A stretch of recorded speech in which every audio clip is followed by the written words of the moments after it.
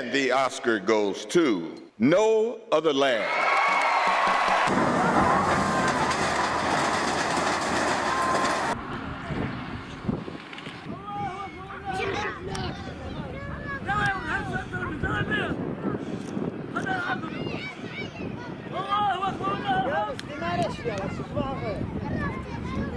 The Hathaleen family are from Masafer Yatta, south of Hebron in the occupied West Bank. Many of them from a town called Kher, which has been almost completely surrounded by the illegal Israeli settlement of Carmel since the 1980s. The Hathaleens have been instrumental in resisting and documenting how settlers in the area have stolen land, destroyed property, and constantly attacked the Palestinians who have lived there for generations. On July 28th, Auda Hathaleen was shot and killed by an Israeli settler in Kher. Auda was a father, husband, teacher, and activist, well known for his work on the Oscar-winning film No Other Land, documenting life in Masafer Yatta under Israel's apartheid. Yinon Levy, the settler who killed Auda, had been previously sanctioned by the U.S. for extreme settler violence against Palestinians before Trump lifted all sanctions on Israeli settlers on his inauguration day. Levy had been operating a bulldozer in Kher, uprooting trees and destroying property. Times of Israel reported that Auda sent a WhatsApp message stating that Levy was attempting to sever Kher's main water pipeline. Residents gathered to confront Levy, and moments later, video captures Levy with a pistol, screaming and shoving multiple people before cocking it and firing it several times towards the group, hitting Auda in the chest. Auda's brother was there, and he said that they had been screaming for Levy not to shoot because children were present. Before the shooting, another man had been directly hit by one of the bulldozers, knocking him unconscious and fracturing his arm. He hit me with the arm of the bulldozer and fractured my arm. I was knocked unconscious and woke up to hear Auda is dead. One of the directors of No Other Land, Yuval Abraham, posted the video of the incident to Twitter, stating, "After killing Auda, Yinon pointed at his family and instructed soldiers to arrest 4 of them." Israeli police later stated they had arrested 4 Palestinians for throwing stones at Levy's bulldozer. They are currently still being held in military detention. Co-writer and director of No Other Land, Basil Adra, told Channel 4 News that the number of Auda's family members who were arrested that day was actually 5, which was later confirmed by one of Auda's cousins on Instagram.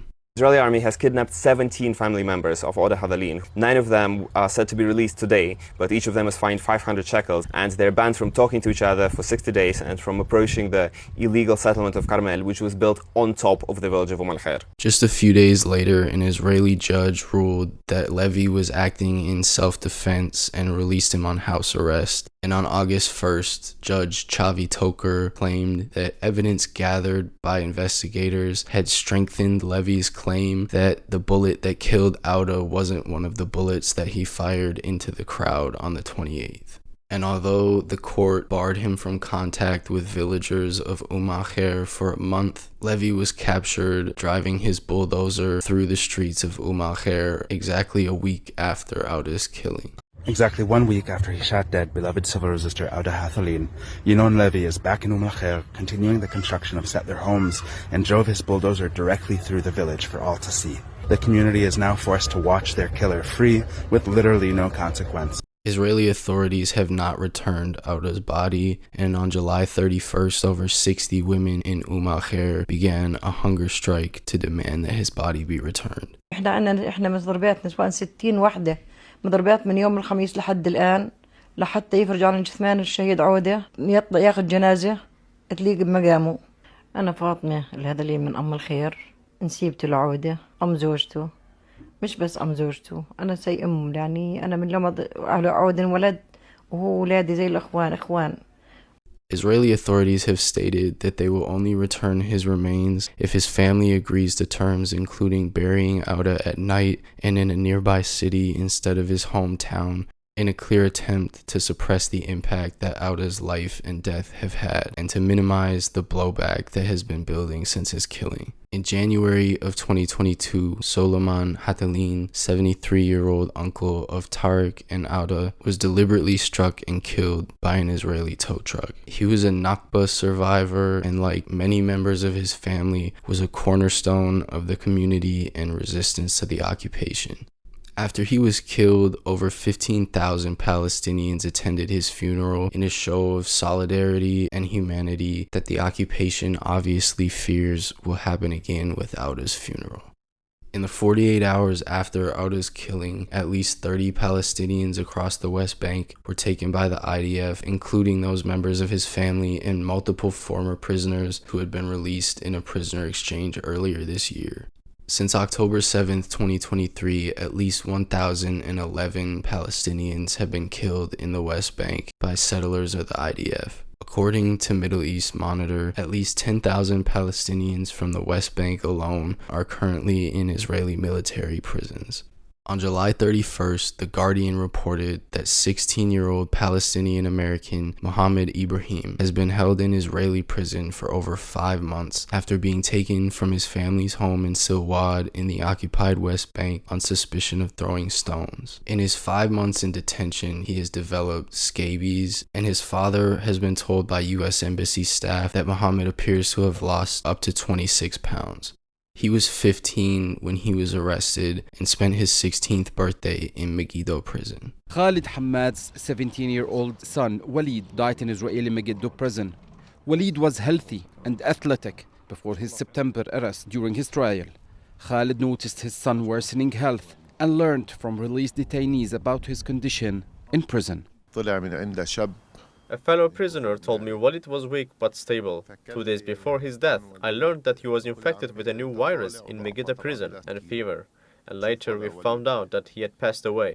Megiddo prison has had multiple scabies outbreaks already in 2025. Times of Israel has reported that many of those infected go untreated for months. Back in 2024, the BBC said, Israel's leading human rights organization says conditions inside Israeli prisons holding Palestinian detainees amount to torture. That headline came over a year after Israel's far-right national security minister Itamar Ben-Gvir declared a state of emergency in Israeli prisons. This reduced space per inmate and allowed for emergency laws to be passed, rolling back rights and privileges afforded to prisoners post-October 7th. Auda was killed just a month after being detained and deported from U.S. soil in San Francisco. Mohammed is an American citizen, and Mohammed's cousin, Saifullah or Saif, another American citizen, was killed by settlers in the West Bank this July. The settlers, some armed with M16s, blocked paramedics and family from reaching Saif for over 3 hours. Another man, Mohammed al-Shalabi, was killed in the same incident. Ben-Gvir and the Israeli government have handed out over 120,000 firearms to Israeli settlers to carry out attacks like these with impunity. And it's important to note that even with a full arms embargo in place, every dollar of financial aid to Israel is directly funding illegal settlements and violence perpetrated by a government wanted by the ICC.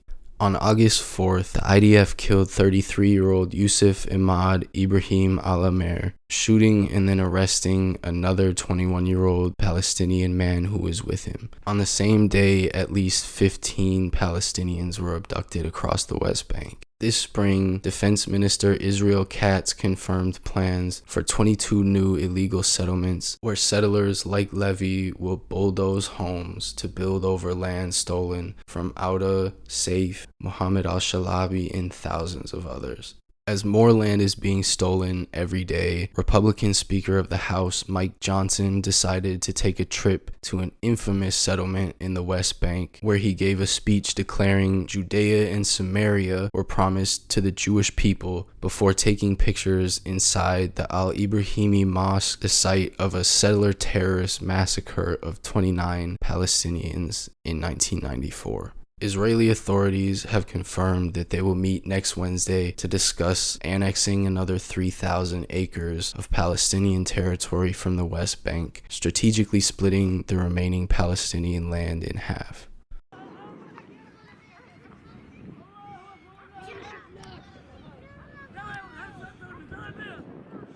Today, finally, Israel returned Auda's body to the family. After 10 days of pressure, a women's strike, demonstrations, Israel was forced to return the body unconditionally. And today, Auda was laid to rest in un-erasable, where he was born, where he lived, where he died, in his land. As a final insult for the funeral, the Israeli army designated the village a closed military zone in order to prevent people from coming, and they turned away many friends and supporters. But nonetheless, hundreds of people managed to come despite the military order. But this is not the end. Auda's life affected many people in the world. He cared about justice for everybody, not just for his family, not just for Palestinians. He cared about justice for everyone in the whole world. We fought side by side with him, and now we must fight without him. But a part of him will stay with all of us. He will live on in all of us, and I know that his life will reverberate in history forever. May his memory be a revolution.